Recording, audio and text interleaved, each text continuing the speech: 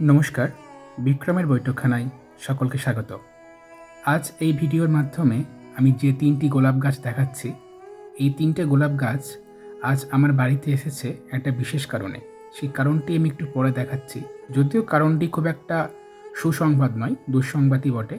তবু এই ৩টে গোলাপ গাছ আজকে আমি আমার বাগানে প্রতিস্থাপন করব। কারণটি হলো এই যে অতিরিক্ত নিম্নচাপে আমি যে গোলাপ গাছগুলি প্রুনিং করেছিলাম, সেই গাছগুলির মধ্যে প্রায় ২ থেকে ৩টি গাছ এরকম ডাইব্যাক হতে হতে মারা গেছে। গাছগুলি প্রুনিং করার পরে ভালো গ্রোথ নিয়েছিল, কিন্তু ডাইব্যাকের ফলে গাছগুলি কাটতে কাটতে এই জায়গায় এসে দাঁড়িয়েছে, কিন্তু এখন দেখছি গাছটি প্রায় মারা গেছে। এরকম আরও ২টি গাছ আমার আছে। তাই সকাল থেকেই আজকে মন খুব খারাপ ছিল, কেননা গোলাপ আমার কাছে সবথেকে প্রিয়। আমার কাছে কেন, প্রত্যেক বাগান প্রেমীদের কাছে গোলাপের বিকল্প আছে বলে আমার মনে হয় না। যদিও এই সময়টা, অর্থাৎ এই নভেম্বরের শুরুটা গোলাপ গাছ প্রতিস্থাপন করার হয়তো আদর্শ সময় নয়। অ্যাকচুয়ালি গোলাপ গাছ প্রতিস্থাপন করার সময় হচ্ছে শীতের শেষের দিকে। কেননা শীতের শেষের দিকে যখন গোলাপ গাছ আমরা প্রতিস্থাপন করব, তাহলে পরবর্তী যে শীতটা আসছে গ্রীষ্মের পরে, সেই শীতে আমরা গোলাপের ফুলটা সবথেকে ভালো পাবো। একটা গোলাপ গাছ ভালো করে তৈরি হতে মিনিমাম ২ বছর সময় লাগে, তারপরে সেই গাছে আমরা গাছ ভর্তি ফুল দেখতে পাবো। এইখানে যে গোলাপ গাছগুলি আমি নার্সারি থেকে নিয়ে এসেছি, এই গোলাপ গাছগুলি যে খুব একটা ভালো আছে, মানে গাছের চেহারা যে খুব একটা ভালো আছে তা নয়। কয়েক জায়গায় ফাঙ্গাস দেখা দিয়েছে, কিন্তু এই ৩টে রঙ আমার খুব পছন্দ হলো।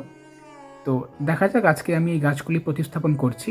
প্রতিস্থাপন করার ক্ষেত্রে আমি এখানে নিয়েছি বাগানের সাধারণ মাটি এবং তার সঙ্গে নিয়েছি নদীর কিছুটা বালি। এই বালিটা আমি ধুয়ে নিয়েছি, তাই একটু এখানে জল জল ভাব আছে। আমরা গাছে যখন বালি ব্যবহার করি, সেই বালি অবশ্যই ধুয়ে নেওয়া উচিত, কেননা বালির মধ্যে কিছুটা নোনা ভাব থাকে, এতে গাছের শিকড়ে ক্ষতি হতে পারে। আর এখানে নিয়েছি ভার্মি কম্পোস্ট। আমি এখানে ৩টে রেশিও, অর্থাৎ মাটি, বালি এবং ভার্মি কম্পোস্ট সমপরিমাণ নিয়েছি। এর ফলে মাটিটি উচ্চ জল নিকাশি ক্ষমতা সম্পন্ন হবে। এরপর খুব সাবধানে গ্রো ব্যাগটি কেটে গোলাপ গাছটি তার মধ্যে থেকে বার করতে হবে এবং টবের মাটিতে আমি এই গাছটি প্রতিস্থাপন করছি। আমি এখানে আমার বাগানেরই ব্যবহার করা পুরনো টব নিয়েছি। সবথেকে ভালো হয় যদি গোড়ার মাটি কিছুটা কমিয়ে দেওয়া হয় গাছটা থেকে, কিন্তু আমি দেখলাম গাছটির গোড়া খুব নড়ছে, সেই জন্য মাটি ফেলিনি। আর এই কুঁড়ি কিন্তু কাটতেই হবে গাছ বাঁচানোর সময়, কিন্তু আমি কাটছি না। আমার মা বারণ করেছে যে বাগানে একটা গোলাপ ফুল নেই, তুই অন্তত এই ৩টে গোলাপ গাছের কুঁড়ি কাটিস না।